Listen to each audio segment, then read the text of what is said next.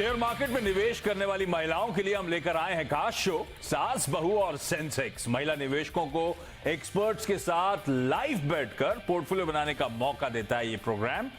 तो चलिए शुरू करते हैं सास बहू और सेंसेक्स का आज का नया चैप्टर।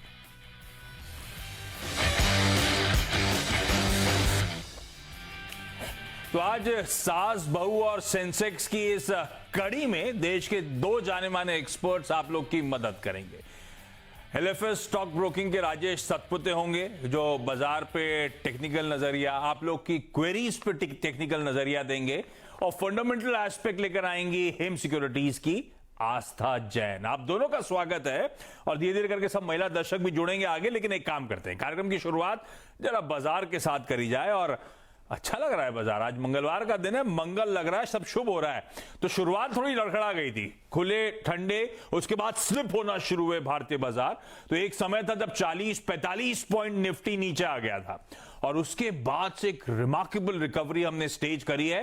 और देखिए आपकी स्क्रीन पे सारी तेजी स्क्रीन पे होती है उस रिकवरी में, और अब दिन के हाईज के आसपास आधे % की मजबूती के साथ निफ्टी खड़ा हुआ है। तो ये जो निफ्टी 40-44 पॉइंट एक समय नीचे था, 65 पॉइंट ऊपर है, यानी कि लो से 100 पॉइंट की रिकवरी है। खैर आज सुबह से निफ्टी बैंक बाजार की मदद करने की कोशिश कर रहा है, वो पॉकेट है जो फिर से आउट परफॉर्म कर रही है। तो 1.5-2% निफ्टी बैंक ऊपर है, आज 400 पॉइंट की मजबूती। और आज का बादशाह तो एक ही स्टॉक है जिसने बाजार को सुबह से पकड़ के रख रखा है, वो है कोटक महिंद्रा बैंक।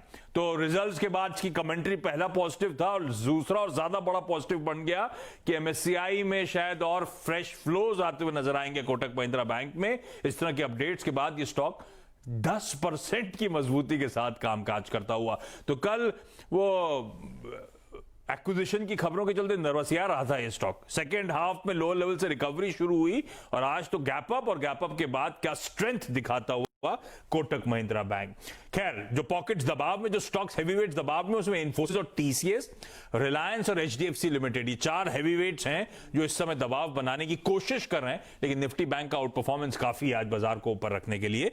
तो अच्छी रिकवरी और ब्रॉडर मार्केट भी हरकत में। मिड कैप इंडेक्स अब 2.5% से ज्यादा की मजबूती के साथ ट्रेड करता हुआ।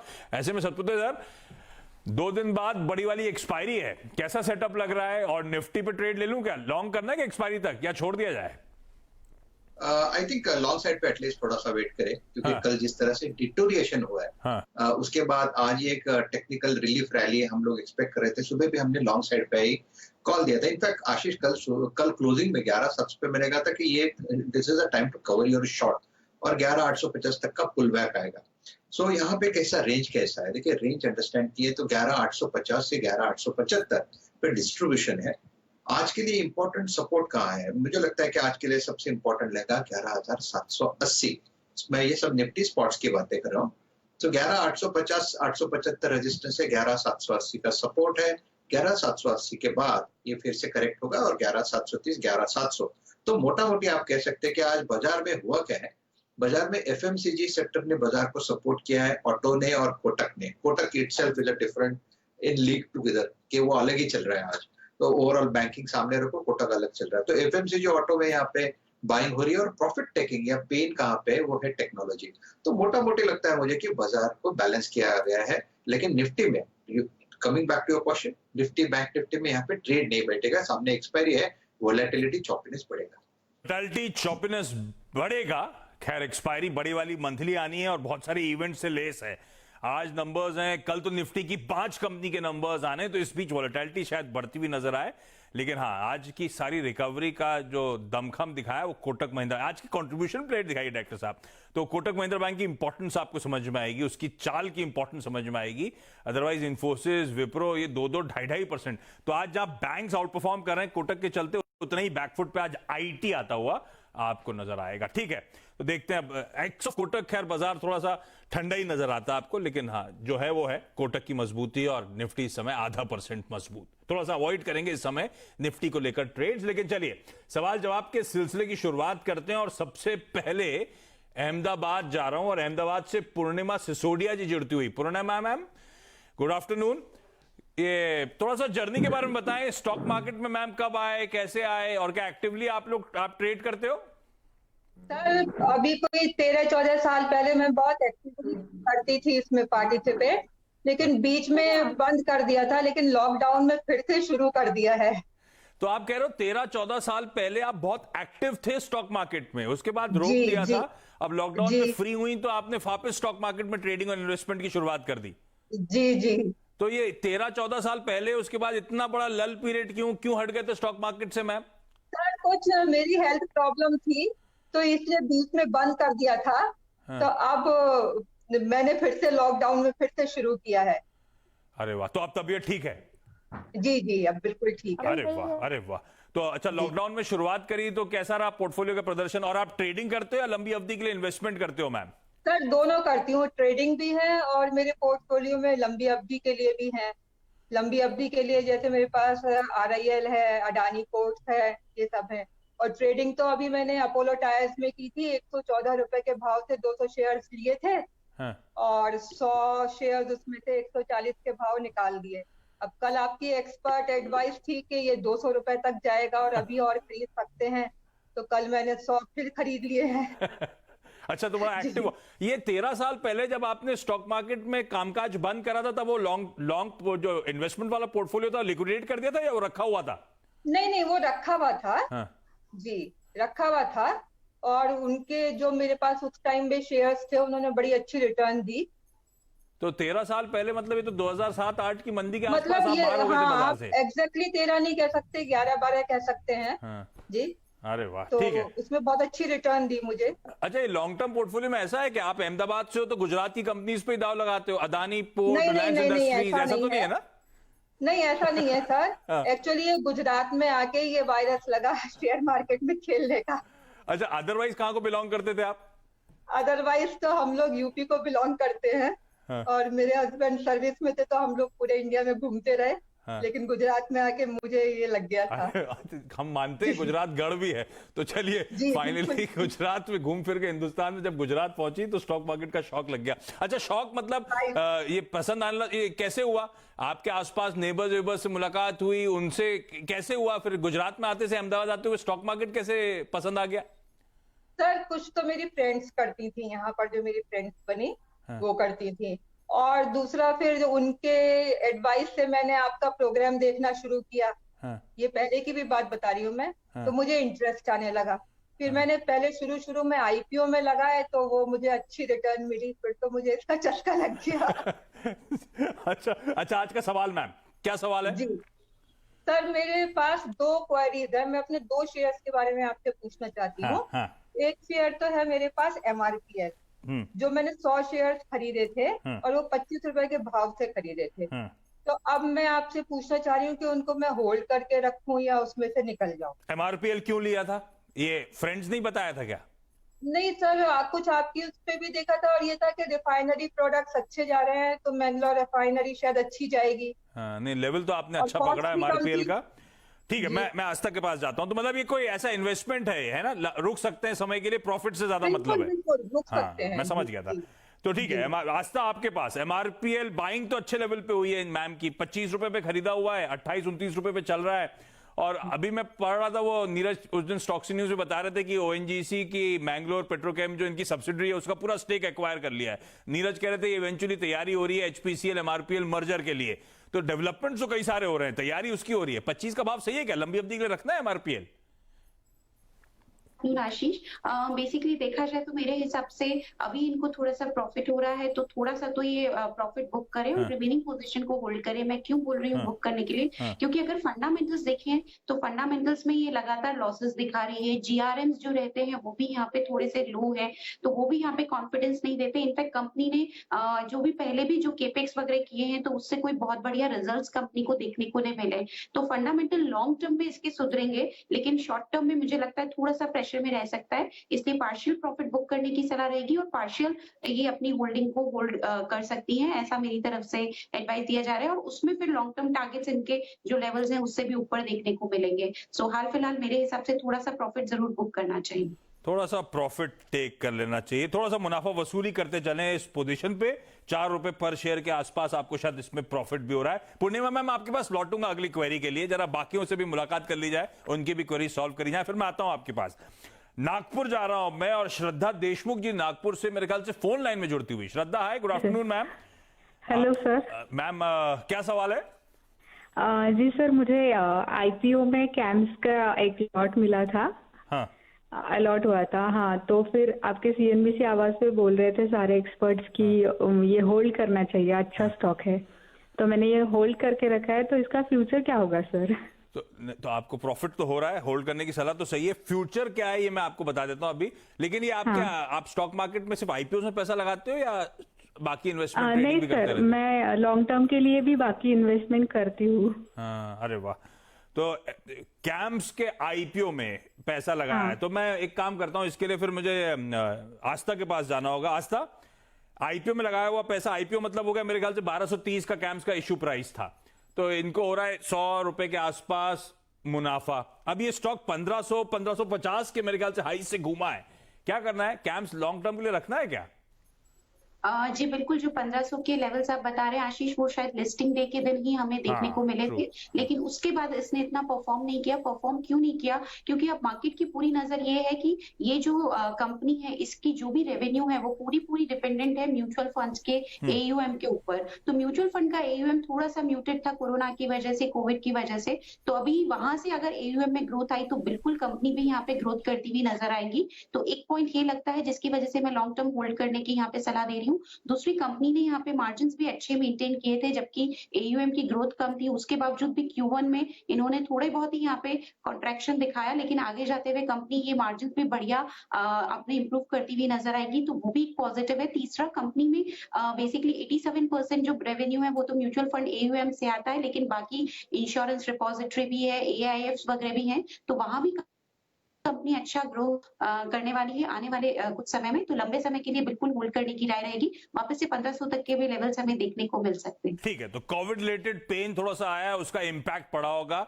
अब हम बात कर रहे हैं कोविड से बाहर आने की, वैक्सीन वगैरह की, तो लंबी अवधि के लिए फिर अट्रैक्टिव हो सकता है। शायद वो जो 1550 के लेवल्स हैं वापस आपको आपकी स्क्रीन पे नजर आएंगे। 1450 को तो आज तक का टारगेट ही आ गया, तो आप होल्ड करिए मैम, कोई दिक्कत नहीं है। एक लॉट मिला है आपको पूरा का पूरा। श्रद्धा जी, आप होल्ड करके चलिए। लेकिन अब मैं बिहार जा रहा हूं। बिहार में पटना से ज्योति जुड़ती हुई। Jyoti, hi, good afternoon ma'am. Good afternoon sir. कल वोट डालने जाना है आपको क्या? पटना का कल नहीं है ना? नहीं सर, अभी नहीं है। अभी रैली चल रही है। अच्छा, आज तो बहुत जोर शोर से रैली है आज। कल असल में हाँ फेज 1 होना है बिहार में पोलिंग का। कौन आगे जा रहा है? सर शायद बीजेपी। देखते हैं। अच्छा ज्योति, सवाल क्या है? और आप क्या स्टॉक मार्केट में आप भी एक्टिवली ट्रेड करते हो? नहीं सर, अभी मुझे 3 to 4 मंथ ही हुए हैं। मैं एज अ स्विंग ट्रेडर में हूँ और स्टार्ट किया था सर, तो अभी ज्यादा टाइम तो दे नहीं पाती, बट आपका जैकपॉट शेयर और नीरज सर का कल का खिलाड़ी आज और मॉर्निंग एपिसोड देखती हूँ। अरे वाह। तो उसी के अकॉर्डिंग मैंने उक्कल फ्यूल पे 200 शेयर्स लिए हैं। हेलो, किस लेवल पे बाइंग हुई है ज्योति? सर उक्कल फ्यूल पे मैंने 250 शेयर्स लिए हैं 143 के रेट पे। और ये 3-4 महीने से स्टॉक मार्केट शुरू, मतलब आपको भी वो लॉकडाउन में स्टॉक मार्केट का रुझान बढ़ा? यस। कैसे लॉकडाउन में कैसे एकदम से? मैं जब स्टूडेंट था उस टाइम पे तो मैं स्टॉक मार्केट देखता भी नहीं था ज्यादा। आपको कैसे पसंद आया? यहाँ पे कैसे आ गए? सर एक्चुअली मैंने यूट्यूब पे एक देखा था, एक वीडियो, और तभी मैंने टेलीग्राम पे एक चैनल ज्वाइन किया। उस पर मुझे पता चला स्टॉक मार्केट के बारे में कि ऐसा भी कुछ है। हाँ, उसके पहले कुछ भी नहीं पता था, बिल्कुल जीरो। तो अब चार्ट जैसे धीरे धीरे हुआ है तो मैं कुछ इंडिकेटर्स भी सीख रही हूँ। हाँ, तो सीखते सीखते ठीक है, ऑन जॉब ट्रेनिंग चल रही है आपकी। लेकिन आप नहीं पता था उस समय मुझे स्टॉक मार्केट के बारे में सब कुछ, लेकिन बाकी प्रायोरिटीज कुछ और भी हुआ करती थी उस टाइम पे तो। लेकिन ठीक है, आपने बिल्कुल सही टाइम पे डिसाइड किया। कुछ और है, नहीं ऐसी नहीं होनी चाहिए। अब तो पैसा लगा रहा है, बट ये ना आप तो पैसा लग गया, अब तो प्रायोरिटी यही होनी है, बिल्कुल फोकस करके चलना है ज्योति हमें। अच्छा आपने कहा आप स्विंग ट्रेडर हो, तो यूकल फ्यूल की तेजी को प्ले करना था, स्विंग ट्रेड था, तो कोई स्टॉप लॉस लगाया था क्या ज्योति? अभी स्टॉप लॉस नहीं लगाया था, 143 पे स्टार्ट कर दिया। वो टेलीग्राम चैनल ने बताया नहीं कि स्विंग ट्रेड में हमेशा स्टॉप लॉस लगाना है? सर ये नीरज सर का बताया हुआ शेयर था। हाँ। बट उसके बाद मार्केट बहुत भयानक डाउन हुआ था ना, जिसके कारण ठीक है, तो स्विंग ट्रेड था, तो हमें स्टॉप है ना राजेश सर, स्विंग ट्रेड में तो स्टॉप लॉस लगाने का बनता था। बिल्कुल बिल्कुल आशीष, आपने एकदम सही पकड़े। और अब क्या करना है ज्योति को? ज्योति को लॉस नहीं होने का है सर, नहीं तो अभी स्टॉक मार्केट में ही अभी चली जाएंगी। नहीं देखिए सर आशीष, साथ ही एक तो मेरा यहाँ एसटीआई भी है। हाँ, अब मैं आता हूँ उस पर ज्योति। हाँ अच्छा आशीष देखिए, यहाँ पे मैंने एक और एक चीज मैंने जो नोटिस की है हाँ। कि ये जो टेलीग्राम चैनल के ऊपर आजकल मैंने देखा है कि किसी बंदे ने तो मेरे नाम से टेलीग्राम चैनल यहाँ पे शुरू किया था। तो क्या कहूँ मैं। इक्विटी का फायदा तो उठा ये रहे हैं। हाँ, सब लोग फायदा उठा रहे हैं इस चीज का। तो वो तो अच्छा कि मुझे किसी बंदे ने बोला कि सर आपके नाम से टेलीग्राम चैनल है, तो मैंने जाके देखा तो सच में वो बंदे ने वो टेलीग्राम चैनल के ऊपर मेरा फोटो वोटो छाप लिया था, मेरे कॉल वहां पे दे रहा था, खुद के कॉल भी अपने दे रहा था। सो ये one has to be very careful, that is why I am यहाँ पे मैं ये डिस्कस कर रहा हूँ कि ये टेलीग्राम चैनल में फ्री कॉल बहुत सारे मिलते रहते हैं, ऐसा कुछ नहीं है, अच्छे भी होते हैं, लेकिन वहां पे आपको सेफ्टी नहीं होती। हाँ, तो थोड़ा वन नीड्स टू देख बी के। Very careful. हाँ, हाँ, तो यहाँ पे हम लोग बैठे हैं सीएनबीसी आवाज पे आपको सपोर्ट करने के लिए, यू कैन यूज इट।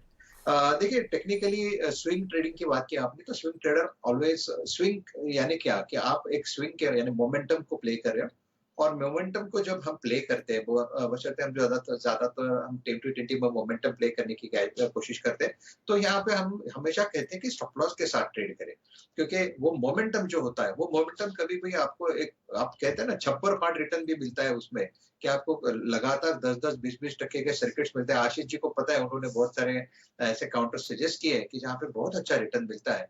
तो वो जो स्टॉप लॉस होता है उसको आप भूले ना। तो चलो coming back to Ucal Fuel, देखिए एट प्रेजेंट 115 116 है इसका एक स्ट्रॉन्ग बेस है, इससे ज्यादा मुझे नहीं लगता कि ये इमीडिएट बेसिस पे टूटेगा, लेकिन फिर भी बाजार है, बाजार में हमें स्टॉप लॉस की जरूरत है। तो जो आपको नया स्टॉप लॉस मैं सुझाऊंगा 110 का, कृपया करके ये तो लगाइए, क्योंकि अगर ये 110 का स्टॉप लॉस टूटता है तो फिर वो स्विंग ट्रेडिंग आपका पोर्टफोलियो में चला जाएगा और वो आपका इन्वेस्टमेंट ट्रेडिंग हो जाएगा। सो 110 के स्टॉप लॉस के साथ आप बने रहे। ऊपर में कहां तक का पुल बैक है, मेरे हिसाब से 130 135 का लेवल है जहां पे आपको एग्जिट मिलेगा, और 130 135 यही आपका पुराना स्विंग ट्रेडिंग का स्टॉप लॉस होता था। हाँ, तो स्विंग ट्रेड्स हैं 143 इसने हाई लगाया, उसके बाद 155 का, तो इतना तो काफी था स्विंग ट्रेड में, मुझे लगता है प्रॉफिट बुक कर लेना था।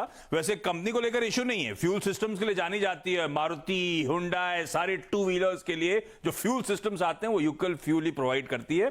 तो कंपनी अच्छी, auto as a space radar पे तो रख सकती हैं आप। स्टॉप लॉसेज जो राजेश सर कह रहे हैं प्लीज उसका ध्यान दीजिएगा। क्विकली यहाँ पे छोटा सा ब्रेक ले रहा हूं, ब्रेक के उस पार आप लोग के कई के पास आना भी है, मुझे बाकी क्वेरीज भी सॉल्व करनी है, तो ब्रेक के उस पार चर्चा को कंटिन्यू करेंगे।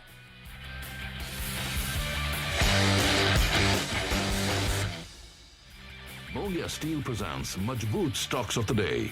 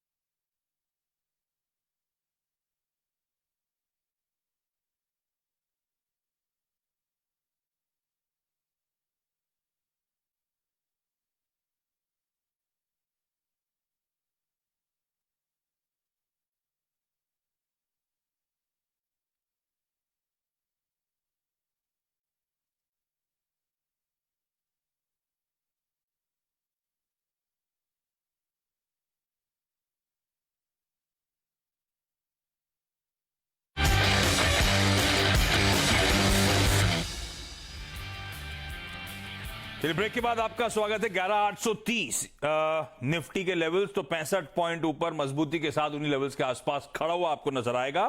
क्विकली अब मैं चंडीगढ़ जा रहा हूं और चंडीगढ़ से अंशु जुड़ती हुई। अंशु, हाय, गुड आफ्टरनून मैम, सवाल पूछें। Good afternoon sir. सर मेरे पास अशोक लीलन लिए हैं मैंने। किस भाव पे लिए अंशु, और ट्रेडिंग थी या इन्वेस्टमेंट था? अशोक लीलन मेरे ख्याल से ऐसा शेयर है जिसमें आप ट्रेडिंग भी कर सकते हैं, इन्वेस्टमेंट के लिए भी रख सकते हैं, इसीलिए ये शेयर सिलेक्ट किया था मैंने। तो अगर जल्दी में काम हो जाए तो ट्रेडिंग मान लूं, अगर लंबा रखना पड़े तो इन्वेस्टमेंट मान लूं, ऐसा है क्या? जी जी ये ऐसा ही ऐसा है। तो सतपुते सर क्या मानूं इसको मैं? आज भी मैंने अभी मैंने 500 दोबारा लिए। अच्छा, दोबारा लिए हैं? Just for day trading, and ऐसा था कि शाम तक अगर ये अच्छी रिटर्न दे देगा तो आई विल सेल दोस 500। तेजी तो आ रही है स्टॉक में?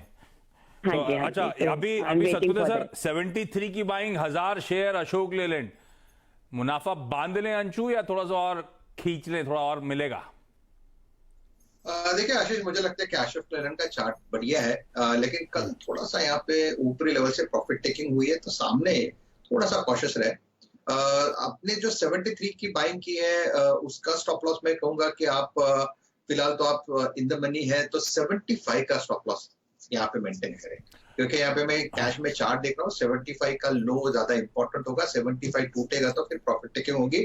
और सामने प्रॉफिट बुकिंग जोन जो हम कहते हैं वो कौन सा है, वो साधारण अगर आप देखें तो 82 83 के आसपास यहाँ पे मुनाफा बांध रहे लोग, तो आप फिलहाल तो बने रहे विद स्टॉप लॉस ऑफ, जैसे मैंने कहा 75 ऊपर में मुझे लगता है 82 83 के आसपास यहाँ पे प्रॉफिट टेकिंग कर ले। रही बात इंट्राडे, तो इंट्राडे का स्टॉप लॉस 76 होगा। तो अंशु को शायद आज का खरीदा हुआ पे भी अच्छा प्रॉफिट हो सकता है। तो अंशु चलिए, सही दाव है, अशोक लेलैंड स्ट्रेंथ तो वाकई दिखा रहा है। इस नोट पर ज्योति, पूर्णिमा, श्रद्धा, अंशु, आप सबका धन्यवाद। ज्योति और पूर्णिमा, आपके सेकंड क्वेरीज के लिए मैं आ नहीं पाया हूं, तो अपनी टीम से बोलूंगा किसी और दिन आप लोग की क्वेरी सॉल्व करने में हम आपकी मदद करेंगे। और साथ साथ आस्था और राजेश जी, आप लोग का तो खास तौर पे बहुत बहुत धन्यवाद आज जुड़ने के लिए। ब्रेक लूं उससे पहले आपको बता दूं, CNBC TV 18 और नेशनल स्टॉक एक्सचेंज लेकर आए हैं एक special campaign, informed investor.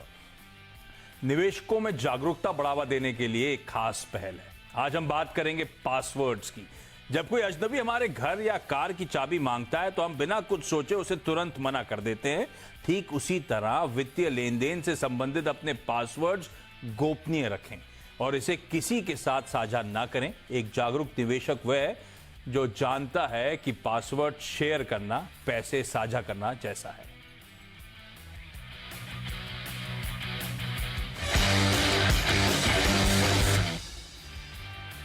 Mogia Steel presents Majboot Stocks of the Day.